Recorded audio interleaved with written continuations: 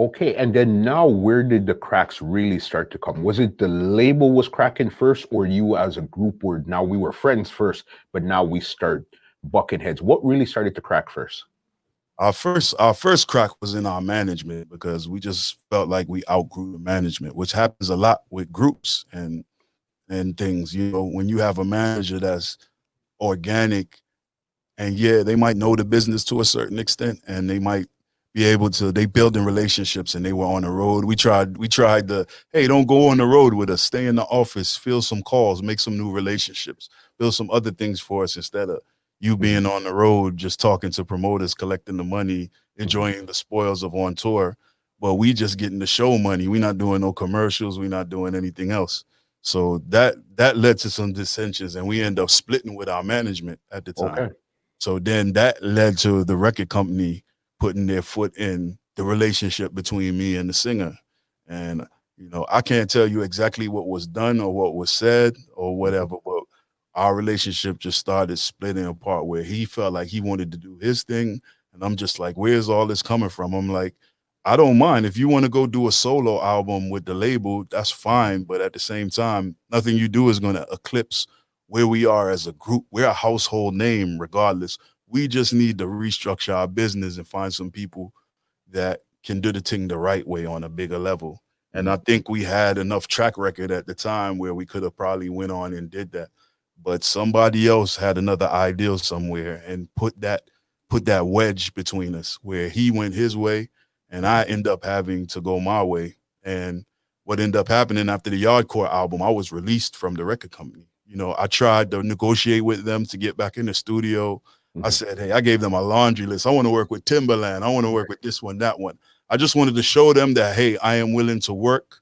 Mhm, You know, right now the communication is not great with the other member, but that's something that can be worked out. But we still have to work. mhm. We built up a whole infrastructure that a money making machine. Why do you want to sever ties with that? And they just was like, Edley, we don't have any money to give you. We can't record you. We can't do anything with you right now unless it's a group. And I was like, all right. So I knew what was coming because this was the plan all along, was just to get rid of me so they could focus on what they felt was marketable and viable. And that worked out how it worked out for them. I ended up just going my way and Mhm. finding my way in life without Born Jamericans. And what year was this where you would say, okay, the group officially disbanded? This was in 1998. Our last tour was Mhm. with Shaggy when Shaggy Gotcha. had Bombastic. We in Hawaii. That Mhm. was when the announcement was made that this is no longer a group and severing ties and everything. And then there was no communication between me and the other member for probably almost 20 something years after that. What so long? And especially, I guess this is what a lot of people talk about the industry, where the industry is a thing that could really drive family and friends apart. Because remember, you guys just came in, you're writing songs, it was cool and everything and Right, dandy. But then when the money didn't even really started to come in crazy, it was more the popularity and right, people in your ears that right. started to drive the wedge. So it's like, my friend, we're no longer friends because it's something that really had nothing to do with us in the first place. This is true. And it's the business. The music business manipulates and it separates, then it destroys. Yeah. That's how it works. Yeah. And if you don't have a strong mind and a strong will and the ability to assimilate to different situations and different people, this Mhm, is why you see a lot of artists end up on drugs, end up on alcoholics, end up dying mhm, because the industry puts them in this box and it's like, we'll give you all the vices that you need, but you have to play by our rules and you can't have a mind of your own. You can't be your own person. And you see all these movies and all these documentaries about different artists, them going through depression, mhm, them them trying to find their own identity outside of what a record company wants them to be. It's a lot of things that goes into it.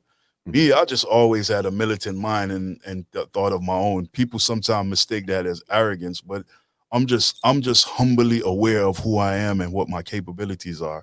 And no matter how much my people might say, Chaman, but a DJ than you in a Jamaica, man. You know, but like whoever the hot dude is, cartel, busy Yeah. signal, assassin. Yeah, none of that don't affect me because this mind here is operates in its own world. And if it's 9 times out of 10, if it sounds good to me, I'll play it for some people. They'll give me their opinion. I'll make my adjustments. But that's not going to calm me down to make me feel like I'm lesser than who I am and what I'm supposed to be. Because I've watched the words that I've written down on a paper in my mother's basement move a stadium of people. So why would your opinion affect me? It's just facts. Yeah. I watch mantras and things that I created in my mind go out in the world and change culture. Things that I've said, people have taken it and made careers out of it. And I'm not saying that out of arrogance. I'm just saying I know the spirit that lives within me have something to offer the world, even if the world don't appreciate it. So it is what And it is.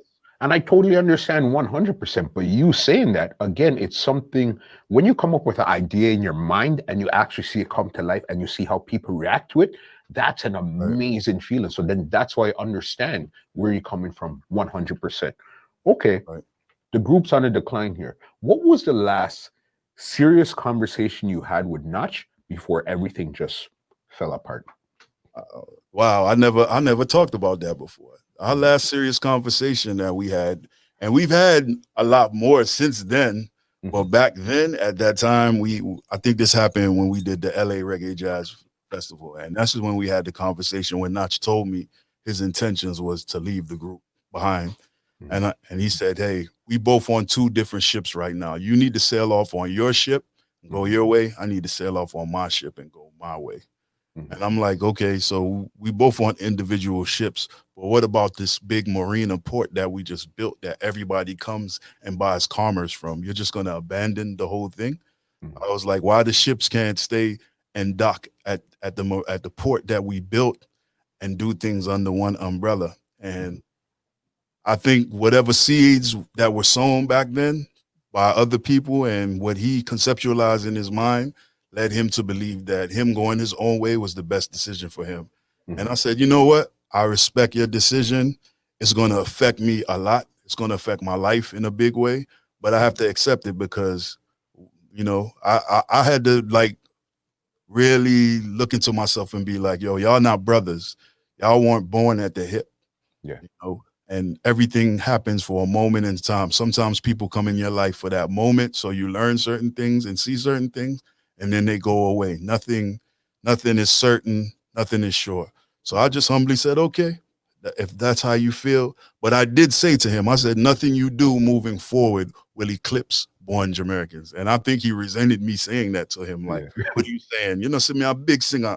And he's done things that people have highlighted as an individual for him. So I don't take nothing away from his talent, his abilities as a writer, all of that, because he has established himself in other genres of music and done a lot of great things since the group, where people can point at me and say, see, the singer, I do it big without you. You was just an anchor around his leg. You was dependent on him for get you through what you lack as an artist. And I know how people think.